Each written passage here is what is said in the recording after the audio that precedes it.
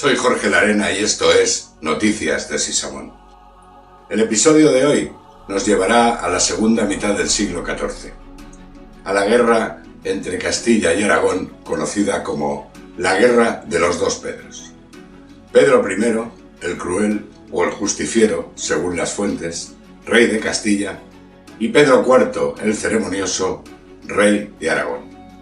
Esta contienda tuvo lugar entre los años 1356 y 1367, aunque acabó convirtiéndose en una guerra civil en Castilla, y muchos autores no la dan por terminada hasta 1369, cuando Pedro I murió a manos de su hermanastro Enrique de Trastámara.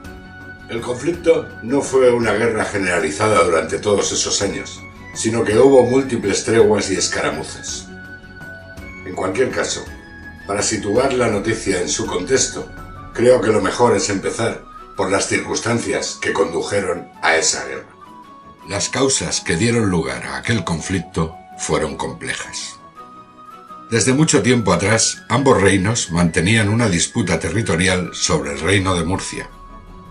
Más allá del dominio del territorio en cuestión, lo que se planteaba era su posición estratégica, porque procuraba a Castilla el acceso directo al Mediterráneo a través de los puertos de Alicante y Cartagena, lo que chocaba con los intereses aragoneses que, en ese momento, trataba de extender su dominio sobre Cerdeña y Sicilia, en pugna con Génova, aliada de Castilla. Por otra parte, Europa estaba inmersa en la Guerra de los 100 años, entre Inglaterra, aliada de Castilla, y Francia, con la que se alineaba Aragón. Pero además, ambos reinos estaban sometidos a una fuerte inestabilidad política. Los dos Pedros arrastraban enfrentamientos con su propia nobleza, que quería limitar el poder real. El rey de Castilla había sido retenido en Toro en 1354, siendo obligado a entregar nuevos privilegios a los señores feudales, mientras el aragonés se había enfrentado durante varios años a los levantamientos de la nobleza aragonesa y valenciana, a los que había conseguido derrotar en 1348. Por si esto fuera poco, en ambos reinos había pretendientes al trono que amenazaban sus reinados. En Aragón, el infante don Fernando, hermanastro del rey, se había sublevado con la ayuda de su primo Pedro I de Castilla, que, a su vez, había enfrentado la rebelión de su hermanastro ilegítimo, Enrique de Trastámara, que a la postre acabaría con su vida y se haría con su trono, en un oscuro episodio con Bertrand du Guesclin, mercenario francés, al que se atribuye la famosa frase «Ni quito ni pongo rey, pero ayudo a mi señor». En esta situación, en 1356, un incidente de carácter naval, sucedido en aguas de Sanlúcar de Barrameda, entre una flota aragonesa y dos barcos genoveses, desencadenó las hostilidades.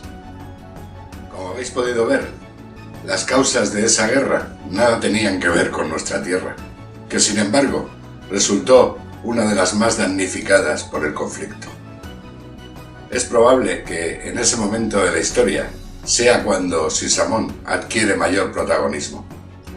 Al formar parte del sistema defensivo del Valle del Jalón, establecido en torno a Calatayud por el rey de Aragón Pedro IV.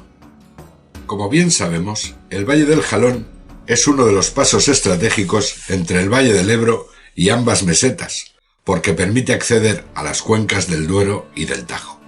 Por tanto, Pedro IV, conocedor de la superioridad militar de Castilla, estableció un plan estratégico para reforzar sus defensas.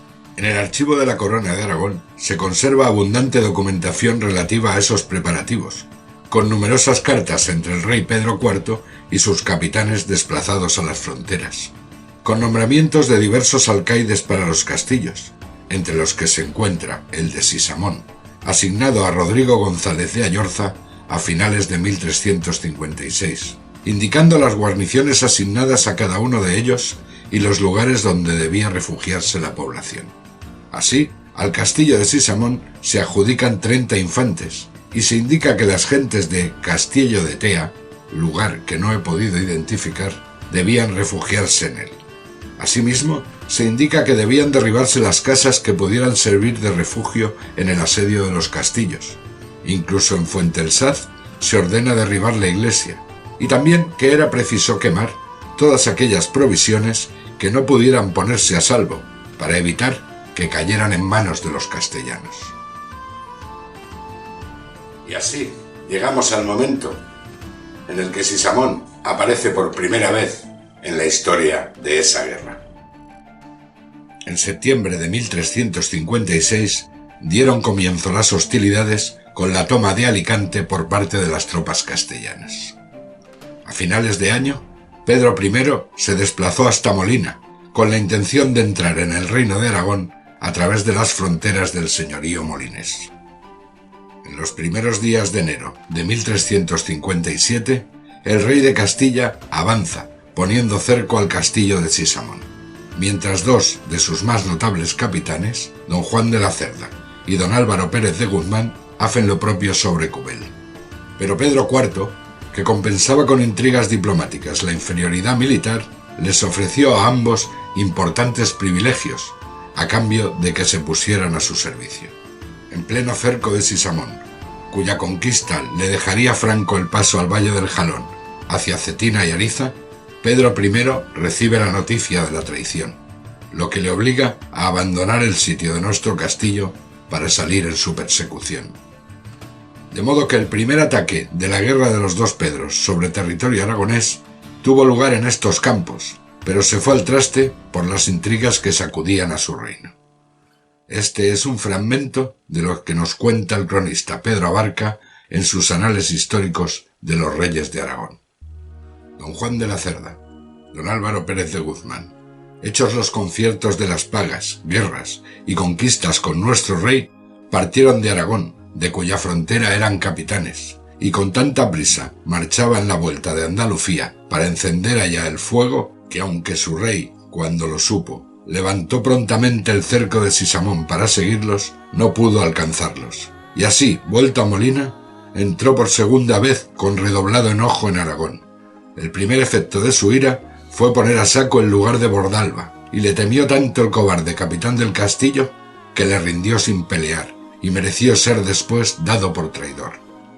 Mas este ruin ejemplo se borró con la sangre fuerte de Jimén López de Tolón, alcalde de Envite, el cual, con espíritu más que valiente, determinó dar primero la vida que el castillo. Así pues, Sisamón fue el primer territorio del reino de Aragón que Pedro I trató de conquistar al inicio de la guerra. Y aunque esta vez no lo consiguió, lo cierto es que al menos por 2 veces el castillo cayó en manos de los castellanos, aunque siempre fue reconquistado después por las tropas aragonesas. Las consecuencias de esta guerra se prolongaron durante siglos, porque Pedro IV, para agradecer a los nobles la ayuda que le prestaron en la guerra, entregó muchos de esos castillos y sus pueblos a algunos nobles como los Palafox. Incluso está documentado que en algunos lugares como Monreal de Ariza hubo levantamientos contra esa concesión, porque pertenecer a lo que se llamaba realengo, es decir, depender directamente del rey, conllevaba unos privilegios que se perdieron al caer en manos de los nobles. Como siempre, ha sido un honor y un placer compartir con vosotros esta noticia de Sisamón. Muchas gracias.